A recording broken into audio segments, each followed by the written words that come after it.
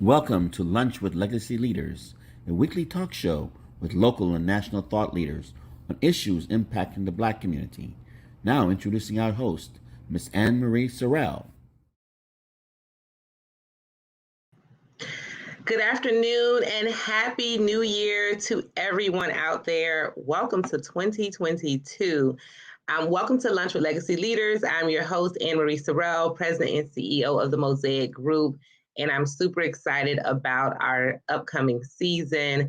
And as we kick things off, we have a very, very exciting guest today. But before we get started with our broadcast, I'd like to thank our sponsors, Demesman and Dover Accident Attorneys, and AARP for making this broadcast possible. So I'd like to welcome today our guest, Jason Jenkins, who's the Senior Vice President of Communications and Community Affairs for the Miami Dolphins. Welcome, Jason. Welcome. Thanks for having me. Thank you for being here. So before we kind of dive into our conversation, I want to formally introduce you to our audience. I'm just going to quickly go through your bio for our audience to just have a better understanding. But of course, we're going to want you to really talk to us in your own words about your journey. But before we do that, Jason Jenkins is in his 12th season with the Miami Dolphins and was named Senior Vice President of Communication and Community Affairs in January 2015. Jenkins oversees the organization's front-facing brands, including communications, social media, community affairs, foundation, cheer, and youth programs. Jenkins previously served as the team's vice president of communications, being named to that position in May of 2013. Prior to joining the Dolphins, Jenkins worked in the media relations department for the San Francisco 49ers, as well as served as the associate athletic director at Texas Southern University from 1999 to 2002, and as athletic sales and promotion manager and sports communications assistant at Lehigh University from 1997 to 99. Jenkins grew up in Houston, Texas, and earned his bachelor's degree in 1997 in broadcast journalism from Texas Tech University. In 2017, Jenkins was selected by faculty and alumni as an Outstanding Alumni Award winner and served as commencement speaker for the 2018 Texas Tech graduating class. He is on the board of the Anti-Defamation League of Florida, Dolphins Challenge Cancer, Urban League of Broward County, and Women of Tomorrow. And in 2021, Jenkins was named the Civil Society Fellowship, a partnership of ADL and the Aspen Institute. This fellowship, part of the Aspen Global Leadership Network, aims to prepare and engage the next generation of community and civic leaders, activists, and problem solvers from across the political spectrum. So welcome again, Jason. Welcome again. I gotta get short. Well, it's pretty short compared to many that I've seen. So, it's great to read the bio, but I always like to hear our guest's story about their journey. So, in your words, share with us your journey into the love of sports, number one, and sports management as a career. Well, I grew up in a sports and education environment. My mother was a school counselor. My father was a former professional football player and coach. So being in Texas like Florida, football is a big part of our life. It used to be two sports when I was growing up. It was football season. Then in the spring, the football season as well, too. So not a lot of different things going on, but grew up there, kind of learned through my parents the importance of education, the importance of leadership, the importance of dealing with different variety of people. And I went to Texas Tech University out in Lubbock, Texas, completely different from Houston to play football. And so when I say play football loosely, I didn't play a lot, but it was a great opportunity to learn and grow and be around different types of people. And when I got done playing at Texas Tech University, I got involved in the Black Student Association. I was a member of the Black Student Association and also the National Association of Black Journalists Texas Tech chapter.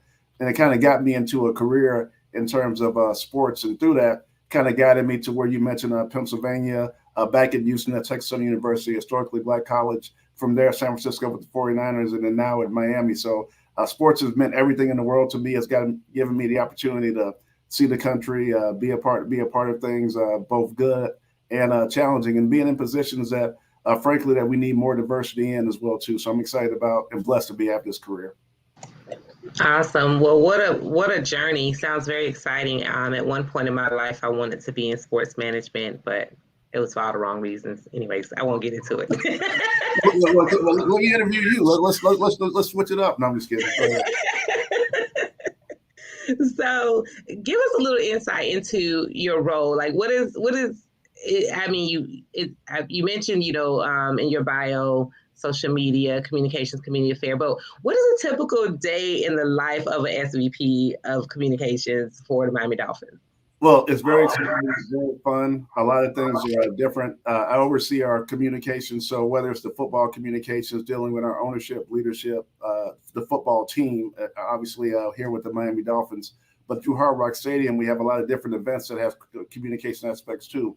Whether it's the Miami Open, or whether it's Formula One, with Rolling Loud, Jazz in the Gardens, the different activities that we have, I oversee those areas along with our social media and also connecting the communications aspect to the actual digital media side as well.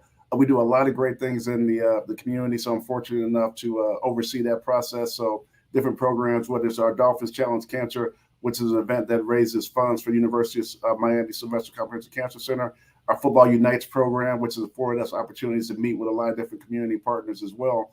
Then also youth programs. We want to grow the game of football in South Florida and provide good examples of health and safety and actually continue to grow participation. So a lot of different things. Every day is a little different, in terms of having the ability to communicate to different groups of people through all the different intersections of South Florida. Because as you know, South Florida is a very diverse, a very open city in terms of different things. But how can we connect all the people around Dolphins fandom is what we try to do each and every day.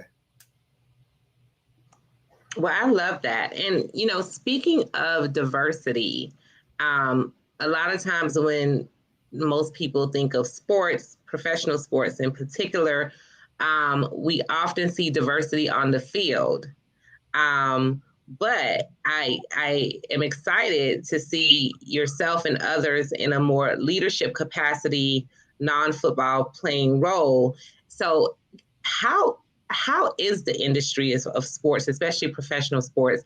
How are they doing as it relates to diversity and inclusion? And in particularly with the Miami Dolphins, it seems that the Dolphins is definitely taking a lead in this effort. Can you talk more about just diversity in sports in general, as well as with the Miami Dolphins? Well, diversity, I think, is always an area of growth for anybody in any industry. I do think, especially when you see the on-field product for whether sports, whether it would be, it's great. There's primarily African American, especially in football. But we have a great leadership group in our owner, Stephen Ross, our vice chairman, Tom Garfinkel, and the ability to provide and be representative of the area. I'm one of four African American senior vice presidents, or vice presidents above here with the organization. We also have female representation, as well too. So then you look at our general manager, Chris Greer, head coach Brian Flores, our assistant general manager, Marvin Allen. They've done a great job of not only hiring the best people, but also being intentional in terms of the representation, within sports, and within this community. So we're very fortunate. We always know we have a job to do, and we can't rest on our laurels. But I think it's very empowering to see other people, especially when you walk these halls, in leadership positions that look like you, but also to try to inspire other people as well too, to try to achieve our goals, which are still evolving and ongoing.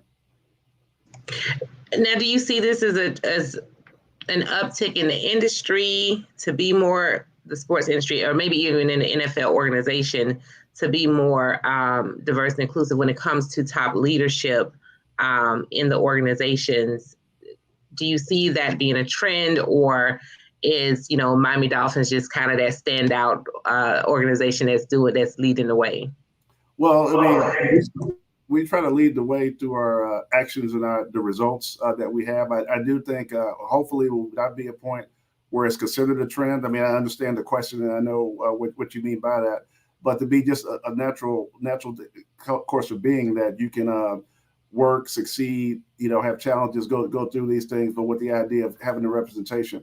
I do think we do a great job of representation, not only at our high levels, but throughout the organization. whether it be African American, Hispanic, female, LGBTQ, etc. I mean, we try to be representative of all the intersections that make up South Florida. So I do think we're excited about where we are. We obviously have more work to do but work to do in a way that's continue to be merit based, as well. So we have a diversity and inclusion committee that does a great job. Our human resources team are very intentional in terms of that. And I think the results show both in the front office, but also throughout the organization. But we can't stop there. We always have to continue to think, how can we be better? How can we be representative? And how do we get the results, which is the main thing that you'll be judged on. Now, you said something early on about not necessarily seeing the work that you're doing now as a career early on, like as a child growing up. And I think a lot of young people don't realize the many different opportunities in sports other than actually being a participant or player in the team sport. So what tips can you offer young people and parents who may be listening that they can, kind of open up their minds to other opportunity and options as it relates to the industry of sports? Like you had mentioned, my father was a former college football coach and professional football player. My mother was a school counselor and educator, and I really didn't even have the idea that sports management as a job existed basically until I almost finished college. So I think for me, it was always trying to set a goal, not only in the sports field, but having the education piece. It cringes me when people say, okay, well, you play sports, follow up, have a backup plan, follow up on your education just in case. Well, you always should be thinking about your education and your plan regardless. I mean, the average NFL career is only 3 years, and that's average. So that means there's a lot, less than that. So I think with anything is to really look at your opportunities and really try to network and really try to, especially while you have while you have your brand, playing sports, how can you leverage that, going forward? I think our owner, Stephen Ross, which does something that's unique, but unfortunately shouldn't be. He has an event led by our director of player engagement, Caleb Thornhill, called the Dolphins Business Combine, and where players basically get a chance to learn about careers they can be a part of, whether it's real estate, technology, creative work, et cetera, while they're still playing. So he brings in different people of different business opportunities to kind of show them to how can you leverage your brand and platform to be able to carry this on, when you get done playing. And so for me, I guess my main advice was always try to be a continuous learner, always try to educate yourself, always try to look at opportunities to grow, because you never know what opportunity can lead to another. I got basically into the NFL basically by a bad phone call. There was a guy by the name of Tony Wiley. He was director of media relations for the Tennessee Titans, another football team out in Tennessee. He was senior vice president for the Washington football team. But while I was working at Texas Southern University, I knew him as a pissed off alumni. He called me one day and said, "Hey, what's going on? I don't get any information from the university. What's going on there?" And I didn't know who he was. I didn't care who he was. It was a person that needed help and wasn't unhappy with their experience. So he liked how I dealt with him over the phone. He liked how I followed up, not knowing and caring who he was. And he wound up becoming a mentor to me, and having him invest in me, having him kind of shape up these different experiences. So when San Francisco with the 49ers, they had a opportunity open up in their department. They actually, Tony had a great reputation. They called Tony about who would be a great person to interview, and he mentioned my name. And so it's some of these things you never know where an opportunity could come from. So always keep your head up, always have your heart in the right place, and always try to be a support to others. And it might sound corny, but I was blessed that way. And I think that's my main opportunity, our main advice to other people is always, you never know when an opportunity could come. So just be prepared when it happens. And I love that piece of advice. My only follow-up to that is because I know, especially in our current culture where it's, all about the Benjamins and the bling and, the fame, how do you compel a young person who sees, athletes and say, well, I want the millions of dollar contract, or I want the fame and the popularity, versus being behind the scenes where no one really knows who you are for the most part. Yep. How do you convince them that, you know, there's still other career goals other than being the athlete on the field? I would say, and it might sound contradictory based on who we are and what we're doing, and we're on social media. You can see us on Facebook. Don't believe everything you see on social media. You know, it's really like I talked about, those career expectancies are not long, and if you're blessed to be able to have a 3-year career, that is a success in in this field. And I'm blessed to be able to have 21 plus years of NFL experience. I didn't do it alone. I had a lot of mentors that poured into me. I had a lot of people that cared about me, as well. But I would say, like, social media that's not everything. What you see. It's about having a career in longevity and being able to take care of your family, pay bills, do all these things, and it's a long thing, and it's definitely hard or the younger people to see that. But I have hope and faith in them that if we continue to show positive examples, continue to show what you can do, continue to have programs like what you're doing and talking to people and kind of shining the light on different people, it'll break through, and we'll reach people at the time they need to be reached.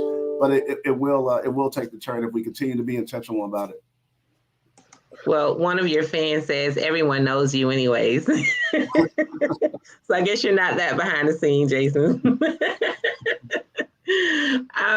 So you're really involved and engaged in the community. And you talked about mentorship and those who mentored you. So I just want to kind of get some insight from you personally on why is community involvement important to you? And I know you're involved in some of the charities that I mentioned, but why is community involvement so important to you? I mean, it's what we are. It's our community. We cannot be successful without other people helping us along the way. And I think for where we sit, especially as with the Dolphins, we want to be a steward of the community. And this is a diverse community. It's an aspirational community. It's one that everybody can get behind. And it allows me to be able to have opportunities with my family to be able to share in this community. And South Florida has been home since 2009, and I can't think of a better place to raise my family. I can't think of a better place to pour into, because just of the different types of groups that you see, whether it's, like I talked about before, race, gender, sexual orientation, identity, ability, or faith. It's South Florida, Miami in particular, is a huge melting pot. So to be able to shape and see all these different types of people and bring them together around the Dolphins, bring them together around humanity, bring them together about trying to make positive social change, is something I wake up every day, excited about. And I think it's our, when people say I don't think it's not like it's a duty based thing, because it makes it seem like you have to do it. I mean, like, we want to do it. I mean, and it's great to see some of the results and some of the successes that have taken place, but it's just very exciting to be a part of this community. Absolutely. So talking about excitement, what's in store for 2022 for the Miami Dolphins, for you, Jason, as well as the Hard Rock Stadium? I know that there's quite a bit coming up. So can you share with our audience on all the exciting 2022 initiatives, activities, and things that people can look forward to this year? Well, like you said, this stadium is, and this organization, we do so many things. We're wrapping up our final football game, unfortunately, this week against the Patriots, but it'll be a great way to end the season, have back-to-back winning seasons, winning records as well, too. So we look forward to Sunday. But beyond that, we have our Dolphins Challenge cancer event that comes in. I mean, unfortunately, everyone has been touched or impacted by cancer in some form. So on February 26th, we have it's the culmination of a year-long campaign. You can bike, you can race, you can raise money. And the great thing about it is 100% of the resources stay here in South Florida to fight cancer. So that's a big thing that was important to our ownership group and important here. We have Jazz in the Gardens coming up, Rolling Loud, Miami Open, tennis, coming in, Formula One Miami Grand Prix will be coming in May 6th through 8th. So this is a true global entertainment destination with a lot of different activities and a lot of different things going on. So obviously we're a football team and want to have success on the field, and that's our first priority. But there's also a lot of different events and activities that are economic drivers. And for example, like when the pandemic hit, we wanted to make sure that not only people had food, but also how can we impact the local minority business community. And so we were very intentional for the course of this past year, working with churches, working with some of our Football Unites partners to have a food relief program. And it was gratifying to us because some of these organizations and restaurants that were, we didn't have to lay off staff. We were able to keep the lights on. We were able to do this and being intentional through this food relief program. And now some of these restaurants are in our stadium now, in terms of African American and minority owned restaurants. And hopefully they're going to have a role in Miami Open and role in F1. So it's just a great ecosystem of events and activities and different things going on here. But we're ongoing, but we're always excited. Well, let me ask you just one follow-up, especially now with Omicron variant spreading like wildfire. Do you think, I'm sure that the pandemic has had some impact. For sure. How do you foresee the pandemic having any impact moving forward, especially with these various events that you have coming up? Well, we've already safety first in terms of that. We have a GBAC star rating in terms of some of the things that we do with some of the air we pipe in, different things around health and cleanliness, et cetera. And it definitely, we had a vaccination site at the stadium for a very long time. So, health and safety is at the foremost of what we do. I mean, as we look at these events, we're obviously going to keep our eyes on the news, continue to talk to health officials, making sure we're doing things in a safe and healthy way. What we've shown is that like people want to, be out, people want to engage if they feel it's safe and it feels the right thing. So we're going to continue to do that each and every day, but also monitor that and encourage people to get, vaccinated and boosted as well. Absolutely. Well, do you have any last takeaways or golden nuggets to share with our audience? And of course, how can our audience reach you or get involved with the Miami Dolphins organization or any of the upcoming events? Well, I mean, I just thank you for this opportunity and this platform to speak. I think, Legacy and Dexter, I give Dexter a hard time. He's a fraternity brother of mine. He does a great job representing the community and giving these platforms to these events. His events are like 5 hours long. That's the only thing I have to say about that. I mean, he doesn't mess around with his events. It's like but by and large, this platform, what you're doing, it's needed. We're proud to be a part of it. Proud to to support Legacy and all the other different organizations as well too. And I just think continuing with humanity. Let's continue to show good examples. Let's continue to be good stewards of this community, whether it's you, whether it's so many people that are listening, and just let's just continue to do it because we have to have each other's back, and we have to make sure that we are presenting ourselves in a way that promotes positivity and promotes opportunity as well too, especially for the younger group. So that's the great thing we're doing. We have internship programs where we're targeting students in Miami Gardens and different historically Black colleges. You can reach out to me, email jjenkins@dolphins.com or reach out to dolphins.com for the contact information there. But we have a lot of different opportunities that we're going to have, for youth in our areas, whether it's internships, whether it's opportunities around F1, whether it's opportunities around community engagement. And let's just continue to keep it going. And you continue to do what you're doing. And one day you're going to tell me why you didn't get into sports. You would have been great. You would have been awesome. So one day let's figure that out. We'll definitely have a conversation about that one day, for sure. Well, Jason, thank you so much. Just stay with me a little bit longer, but thank you for sharing all the information you have with us today. Continue to do amazing work in the community. I'll be seeing you in Miami Gardens soon, so I'll reach out to you on some initiatives that we're working with the city on. So I look forward to connecting on that. But thank you again for all you're doing. Again, your fan base says that everyone already knows you. So thank you for being a part of Lunch with Legacy Leaders. And just stay with us for a moment. I want to thank our sponsors again, Demansman and Dover Accident Attorneys and AARP. And of course, be sure to check out the most influential and prominent women in business and industry that is currently out. You can check out the issue on MIAmediagroup.com, and that's MIAmediagrp.com. And I would be remiss if you have not. I know it's the start of the year, but of course, we have a show for everyone. So make sure that you tune in to our various shows on Mondays, The Business of Black Business at 1 p.m. with Jay Reynolds. Tuesday, My Money, Your Money at 7 p.m. with Bridgette Lumpkins. And Wednesday, Soul with none other than Nikki Jellin. Thursdays, of course, Lunch with Legacy Leaders at noon, and Flavor of South Florida with the amazing Chef Irie at 7 p.m. Be sure to continue to share these videos and mark your calendars for every Thursday at noon, and we'll see you next week. Thank you again, Jason. Thank you.